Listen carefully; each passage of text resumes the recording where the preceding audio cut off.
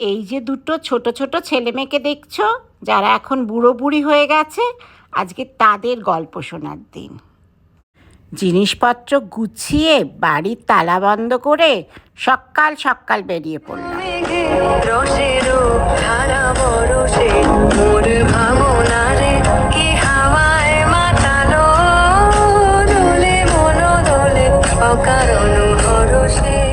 কোথায় যাচ্ছি বলো তো?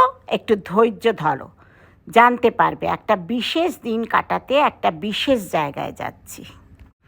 চেক ইন করে লাউঞ্জে ঢুকে একটুখানি খাওয়া দাওয়া করে নিলাম সকাল সকাল। ইস্টারের জন্য না রকমারি কেক বানিয়েছে, আর আমি তো কফি আর কেক পেলে আর কিচ্ছু চাই না। আয়েশ করে খেয়ে নিলাম প্রাণ ভরে।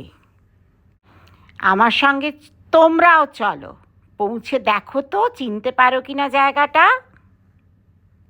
পৌঁছে গেছি, এটা গৌহাটি এয়ারপোর্ট। একটা বিশেষ কারণে আমরা এসেছি এখানে। কি সুন্দর করে এয়ারপোর্টটা সাজানো দেখো। আমাদের দুদিনের থাকার ঠিকানা এই হোটেল র্যাডিসন ব্লুয়ের 928 নম্বর ঘরটা।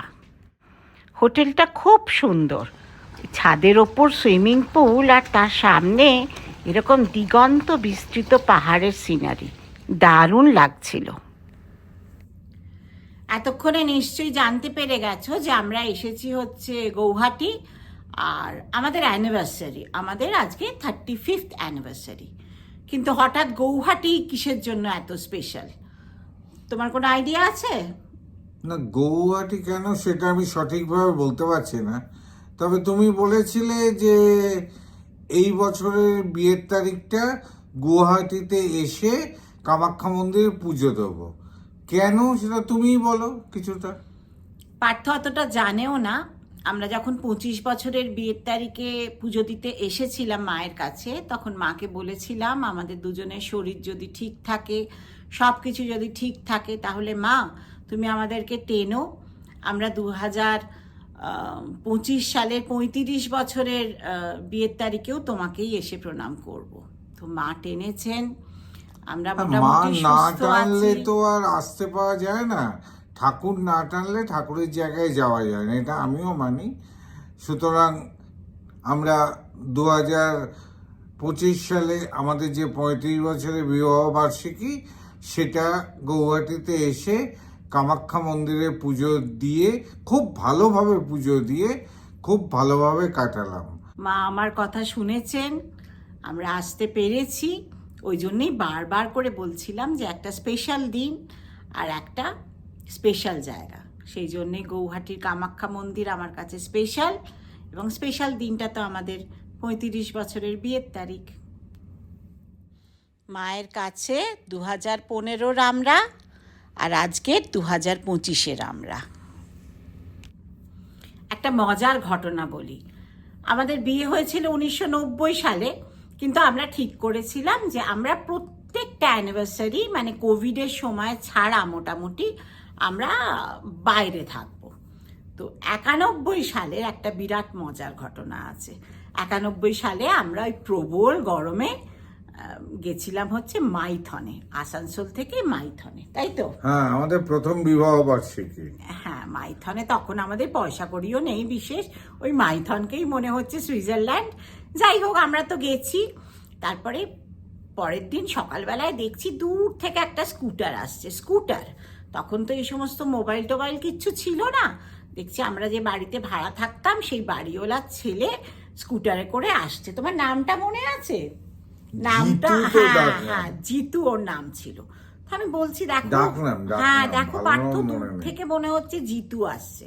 জিতু অতটা রাস্তা আসানসোল থেকে মাইথন স্কুটার চালিয়ে এসছে।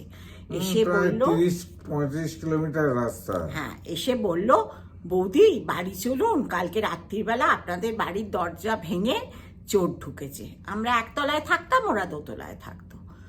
আমার তো বিয়ের তারিখ, আমি তো যাব না।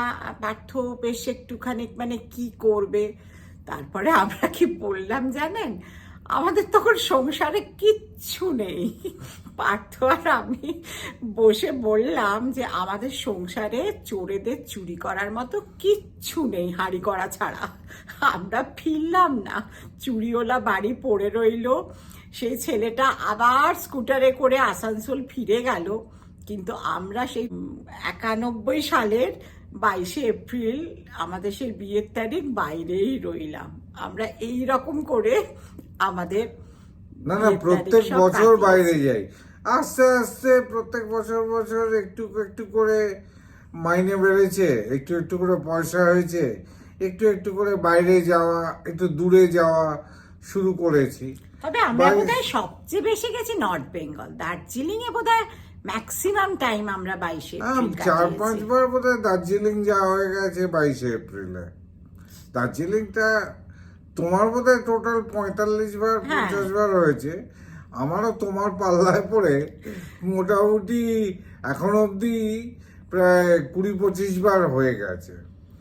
ভালোই লাগে দার্জিলিং যেতে। আমরা এই ধারাটা যতদিন আমাদের শরীর ঠিক থাকবে, দুজনেরই তো শরীর ঠিক থাকা দরকার, আমরা এই ধারাটা বজায় রাখবো। শুনলে তো আমাদের গল্প। কালকে তোমাদের কামাখ্যা মন্দির আর আসামের শাড়ির গল্প একটুখানি করব। তারপরে রাত্রিরে ডিনার হলো, কেক কাটিং হলো, দিনটা আজকের মতো শেষ হয়ে গেল। এগুলো দেখতে যদি তোমাদেরও ভালো লাগে তাহলে please like, share and subscribe my channel and don't forget to press the bell icon. Good night.